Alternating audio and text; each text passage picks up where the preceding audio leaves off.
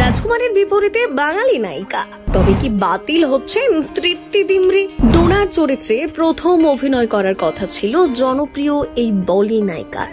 মায়ের চরিত্রে অভিনয়ের জন্য তাকেই বেছে নিয়েছিলেন শানা, যদিও সেই সুযোগ হাতছাড়া হলো অ্যানিমেলের নায়িকার। দাদা স্ত্রীর চরিত্রে অভিনয়ের জন্য কাকে বেছে নিলেন পরিচালক? কোন টলি নায়িকা পাচ্ছেন সুযোগ? কেন বা হঠাৎ করে হলো এমন পরিবর্তন? বিস্তারিত ভিডিওতে।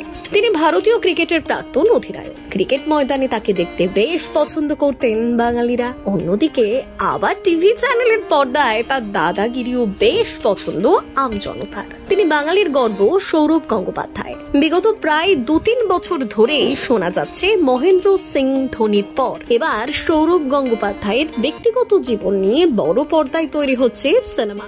আর সেই থেকে সর্বত্র শোনা যাচ্ছে একটাই প্রশ্ন, কবে সিনে পর্দায় সৌরভ গঙ্গোপাধ্যায়ের বর্ণময় ক্রিকেট কেরিয়ার থেকে ব্যক্তি জীবন দেখা যাবে?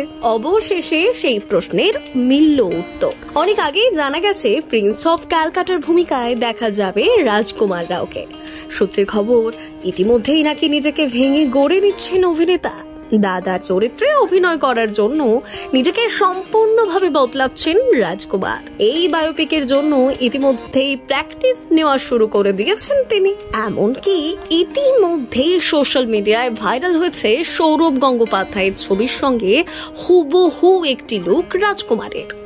যদিও অনেকেরই দাবি এই ছবি নাকি কৃত্রিম বুদ্ধিমত্তার সাহায্য নিয়ে তৈরি করা হয়েছে, তবে এখন সবচেয়ে বড় প্রশ্ন হলো ডোনার চরিত্রে দেখা যাবে কোন নায়িকাকে? এই কৌতূহলটাও কিন্তু দীর্ঘদিনের।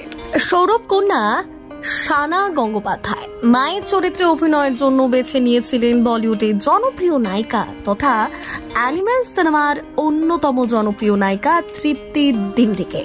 কিন্তু মহারাজের বায়োপিকে নায়িকা নির্বাচনে এবার টুইস্ট কিরকম, চলুন সেটা এবার শুনে নেওয়া যাক। মুম্বাই নয় বরং কলকাতার নায়িকাকেই নাকি ডোনার চরিত্রে অভিনয়ের জন্য বেছে নিয়েছেন জনপ্রিয় অভিনেতা নির্বাচক। আর সেই উদ্দেশ্য নিয়ে সম্প্রতি তিনি হাজির হয়েছিলেন শহরে।